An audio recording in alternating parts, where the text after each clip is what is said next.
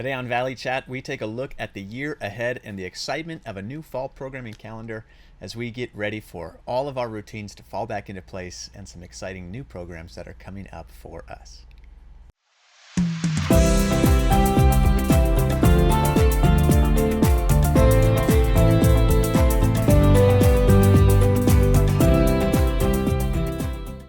Hey everybody, welcome back to Valley Chat. Pastor John Corollas here with Karin Patterson, our ministry program director.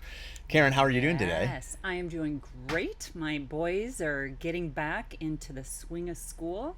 We're getting into that groove, and I am excited. We have not had this yet, but by the time this podcast is shared, it will have taken place. And that is our fall ministry calendar planning staff meeting, Yes. which is a long name, but I know that's a meeting you look forward to every ministry season as we kind of put together all the schedules of things that are going to be happening. Yes, we have been so focused on getting ready for the renovation at Shea that I think we sometimes forget that we have a lot of other things going on.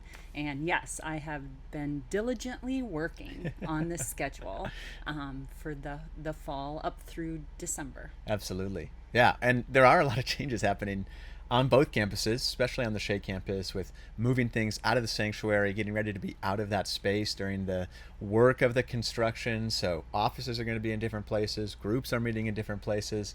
And so sometimes it may feel like things are stopping, but when you look at the calendar, things are actually still going on. A lot of things are going on, and a lot of our groups and ministries are still functioning very similar to how they were before.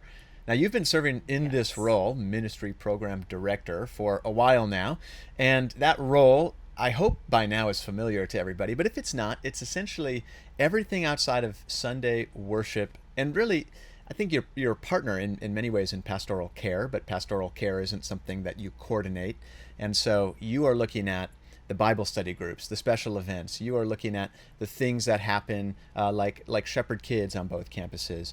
And so there's a lot of things that fall under your support, under your supervision, if you will. How has it been? What are some of the joys that you've picked up over the last couple years? Oh, you know what? I have absolutely enjoyed getting to know people on a deeper level. Obviously, I coordinate things, but I can't run all of those things.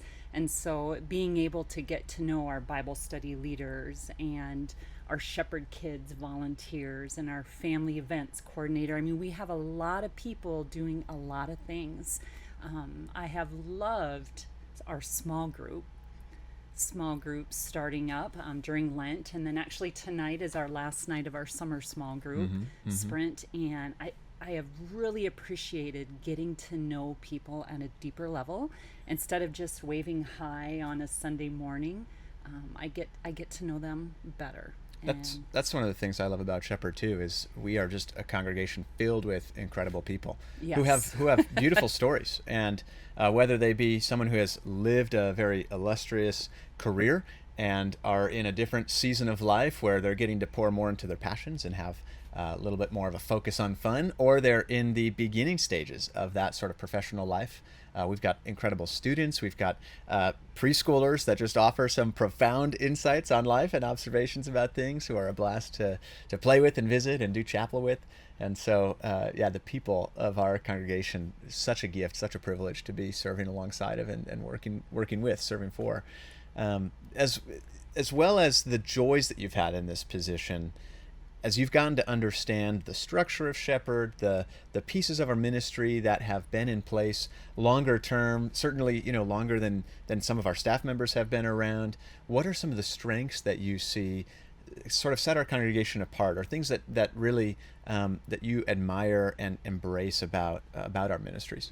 I am shocked at the devotion that some members have to the areas that they serve. We have some very godly, devoted members who care deeply about how they serve and about Shepherd as a whole. Whether that's our Bible studies, many of them have been going for many years. I think the women's Bible study, 30 years. People have come and gone. New people are always welcome, but they have been meeting together for many years. Men's Bible study, same thing. We have some very devoted ushers and greeters, the ladies who take care of communion, the hospitality people on both campuses. That is a huge commitment to show up week after week after week, and they pour their heart into it. And I so think that is a strength of Shepherd. You also had mentioned how there are just some absolutely fascinating stories. This congregation is made up of so many different people with different backstories, different faiths.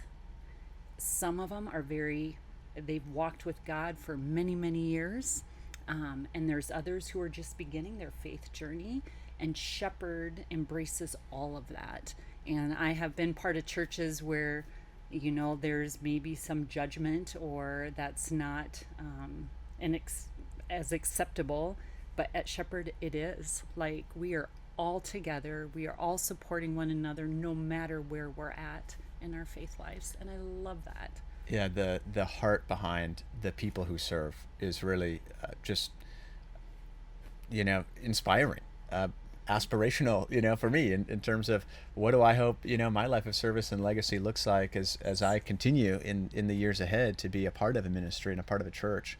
And just to shout out the people whose work I would not be able to do my job without being able to count on the Absolutely. hospitality team that the Hitzlers here on the Mountain View campus coordinate every week, and they're bringing in members that have been around for 18 months and members that have been around for decades, contributing to the snacks that families enjoy, and individuals coming into worship, leaving worship, are able to have a great time together there.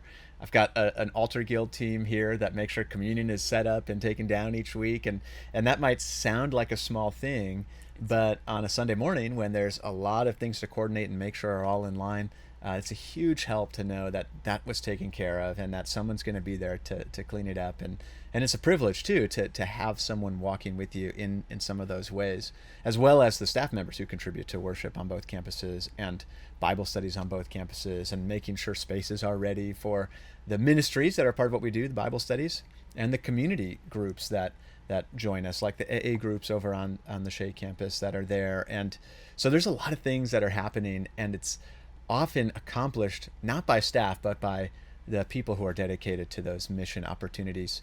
And that's really exciting for me as a leader to see happening in the lives of the people that call Shepherd home. Absolutely. Now, I know you brought some notes along today because we are looking at a new ministry calendar beginning here in August, September. What are some of the highlights coming down the pike? What are some things we can be looking forward to in 26, 27?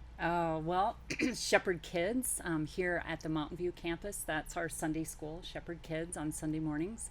They meet year round, but we always have kind of a fall school kickoff. That is coming up at KTR at the end of August. Something a little different this year is we have had Shepherd Kids every Sunday here at Mountain View because we just have more families and more kids. And at the Shea campus, we have did 1 or 2 Sundays a month. We are going to try every Sunday starting in September. All So right. we're going to have Shepherd Kids going on both campuses. So excited for that. We also are doing another small group sprint this fall, starting in October, going through. It's a 6-week sprint focused on the book of Ephesians. And we're going to go through the second week in November. And if you haven't been a part of small groups, this would be a great time to check it out. We're just ending our summer small group. I have gotten to know the group of people, 8 group of people that we meet with, much deeper level. And again, wow.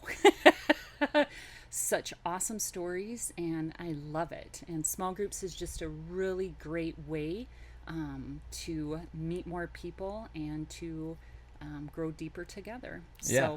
So I would just want to pepper in here before you keep going on the calendar, but the church truly is a family that in many ways is meant by God and the work God does through the church family to supersede and support the work of our biological families, right? And so the way that happens isn't just by showing up on Sunday and then disappearing and then showing up on Sunday. And that's the starting point. That's a wonderful, that is a piece of the foundation. So don't let me understate the importance of attendance in worship and participation in worship.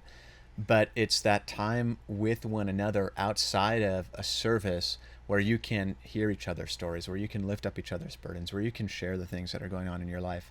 That's where the Spirit really ties us together in powerful ways. So if you haven't been a part of a small group, or maybe you've been a part of one in the past and haven't really reconnected, take a look at your calendar in October and November and really try to prioritize finding a time where, for those 6 weeks, just give it 6 weeks, you might be a part of the conversations we have through the book of Ephesians. What are some other things on the calendar, Karen? Yeah. Well, we are starting a women's ministry team and a men's ministry team to focus more on being intentional about those ministries here. We're just getting started, but we do have a women's event coming up in September. We are going to offer more shepherd serves, more volunteer opportunities in the community. So in September, we will be taking a group out and doing a work morning on a Saturday morning at Orphan Grain Train. Nice. Near the downtown area. October, we have our Habitat for Humanity group, and everyone who wants to be a part of it is sure invited. We'll be working on a home. And November, we always do the Feed My Starving Children holiday food pack at ASU. Planning on doing that again. And hopefully we'll be back in the groove and doing blessing bags in December to benefit the homeless population in this area. And with the renovation, we're not doing Shepherd Thanksgiving in November, but we are bringing back Oktoberfest. All right. So Okay. excited. So you'll be hearing more about that. That will be mid-October.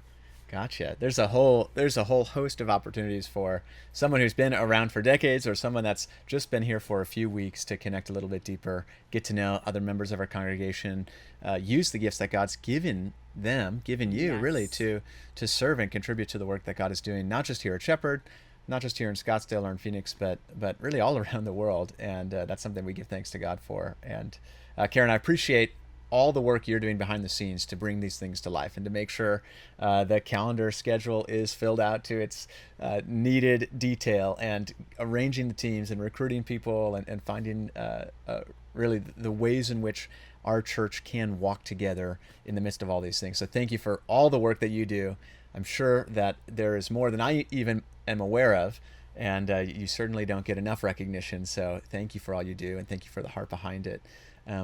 If anything that you've said or that we've talked about kind of triggers an interest in somebody, or maybe they have heard that we do something that we didn't talk about today and they want to know whether that's true or if there's something they can learn more, how can they get in contact with you? Are you open to just sitting down and having a conversation with somebody or a phone call? What does that look like? How does connecting work? Oh, thank you for saying that. Yes, I oversee and coordinate things, but obviously I am not able to do everything, and have wonderful volunteers. I believe so strongly in connecting people with their God-given gifts, what their passion is, what God is calling them to do, to see how they can serve. Please talk with me. Just like the pastors, I love breakfast, lunch, and coffee. I do that quite often also with people. Email me, kpatterson at sotdaz.org. That's also on the website.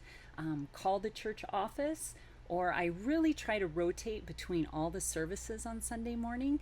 I don't make all of them every Sunday, but if you see me, please grab me. Would love to visit with you or set up a time and just hear your ideas and how you would like to be involved. All right. Well, thank you, Karen. Thanks for listening in on Valley Chat today. Once again, there are all kinds of opportunities for you to plug in, and we'd love for you to do that.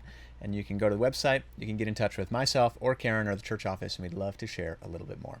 Thanks for listening. We'll talk to you next time.